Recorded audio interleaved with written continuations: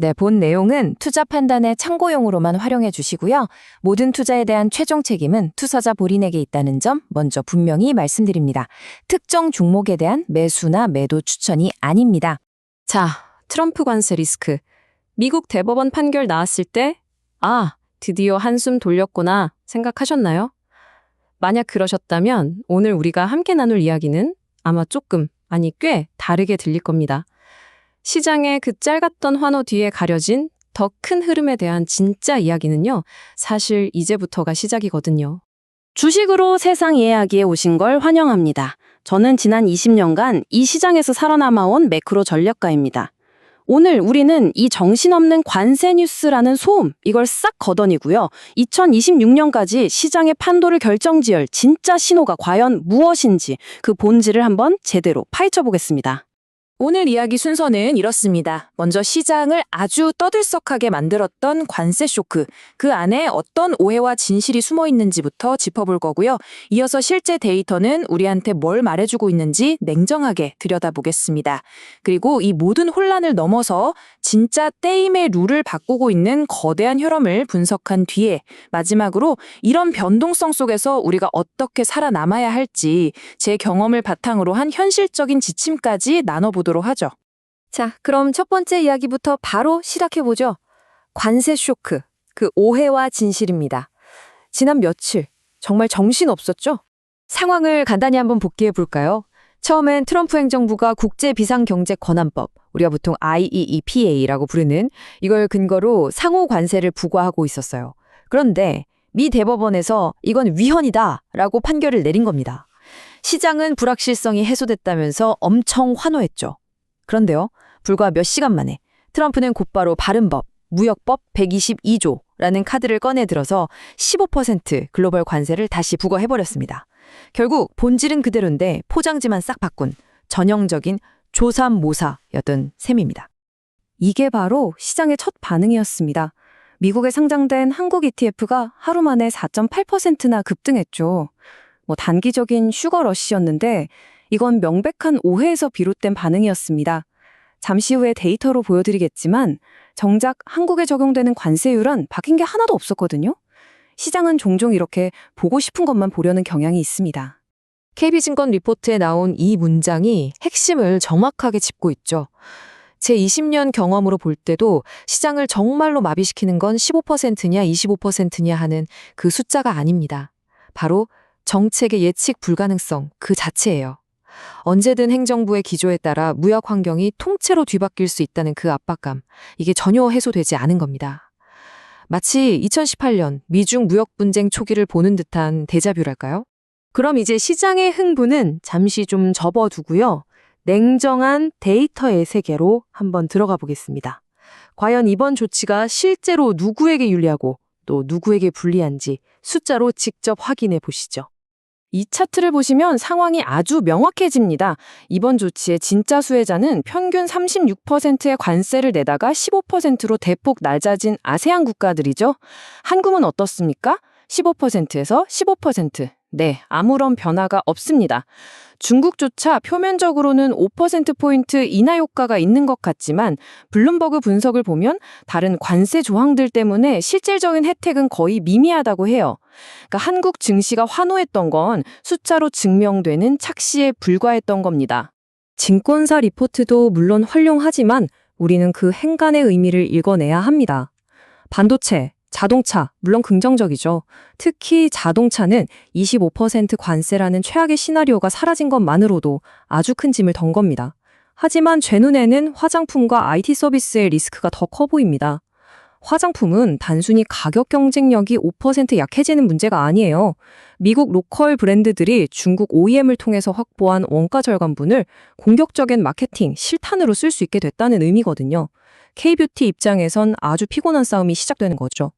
IT 서비스는 더 큰 문제입니다. 불확실성이 커지면 기업들이 가장 먼저 허리띠를 졸라매는 영역이 바로 대규모 IT 투자거든요. DX, 전환, 클라우드 마이그레이션 같은 중장기 프로젝트들이 줄줄이 연기될 수 있다는 신호고 이건 관련 기업들의 향후 1, 2년치 실적 가이던스에 직접적인 타격이 될 수 있습니다. 그리고 결정적으로 우리가 애써 외면하고 싶은 불편한 진실이 바로 이 232조 관세입니다. 이건 국가 안보를 명분으로 하기 때문에 이번 대법원 판결과는 아무런 상관이 없죠. 철강, 알루미늄, 한국 대미 수출의 거의 40%에 달하는 품목이 여전히 이 족수에 묶여 있다는 사실을 반드시 기억해야 합니다. 관세 이슈가 결코 끝나지 않은 이유입니다. 자, 지금까지 관세라는 노이즈에 대해서 충분히 이야기했습니다. 이제부터가 오늘 분석의 진짜 핵심입니다. 이 모든 소음을 뚫고 시장의 지형을 근본적으로 바꾸고 있는 거대한 시그널, 바로 AI에 대해서 이야기해 보겠습니다. 그렇습니다. 제 관점에서는요, 이 관세 논쟁은 사실상 연막에 가깝습니다. 투자자들의 시선을 단기 이슈에 묶어두는 동안 미래 시장의 헤게모니를 차지하기 위한 진짜 전쟁은 바로 이 AI 분야에서 벌어지고 있거든요. 이 숫자 한번 보시죠. 75%. 엔비디아의 데이터 센터 부문이 단 1년 만에 기록한 성장률입니다. 이건 단순히 한 기업의 놀라운 성과가 아니에요. AI 인프라를 구축하기 위해서 전 세계가 얼마나 필사적으로 자본을 쏟아붓고 있는지를 보여주는 그야말로 압도적인 증거죠. 그리고 이 흐름은 이제 국가 대항전 양상으로 번지고 있습니다. 350억 달러, 우리 돈으로 약 50조 원에 달하는 한국과 UAE의 기술협력 MOU. 로이터 통신에 따르면 그 핵심 의제가 바로 AI와 항공우주라고 합니다. AI가 더 이상 일부 빅테크 기업의 테마가 아니라 국가 산업의 근간을 바꾸는 거대한 현실이라는 증거죠. AI가 바꾸는 산업 지도는 이렇게나 광범위합니다. 24시간 돌아가는 데이터 센터는 중소도시만큼의 전력을 소비하면서 ESS, 즉 에너지 저장 장치 시장의 폭발을 이끌고 있죠.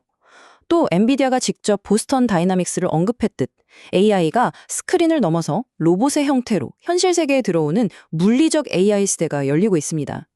데이터 양이 폭증하니까 기존 통신 방식으로는 한계에 부딪히면서 CPO, 즉 과학 공동 패키지라는 차세대 기술이 부상하고 있고요. 쉽게 말해서 반도체 칩 바로 옆에 광통신 장치를 붙여서 데이터 속도를 획기적으로 높이는 건데 이건 완전히 새로운 시장이 열리는 겁니다. 기업들은 이제 AI를 실험하는 단계를 지나서 엔트로픽과 세일즈포스처럼 생존을 위해서 AI를 비즈니스에 접목하고 있죠. 이 각각의 변화가 모두 거대한 투자의 기회인 셈입니다. 그리고 가장 중요한 점은 이 거대한 AI 생태계의 중심에 우리 한국 기업들이 있다는 겁니다. 엔비디아의 젠슨 황이 직접 LG전자와 현대차그룹의 보스턴 다이나믹스를 파트너로 언급했다는 건요. 우리가 더 이상 이 글로벌 트렌드의 단순한 부품 공급자가 아니라 생태계를 함께 만들어가는 핵심 파트너로 인정받고 있다는 아주 강력한 시그널입니다.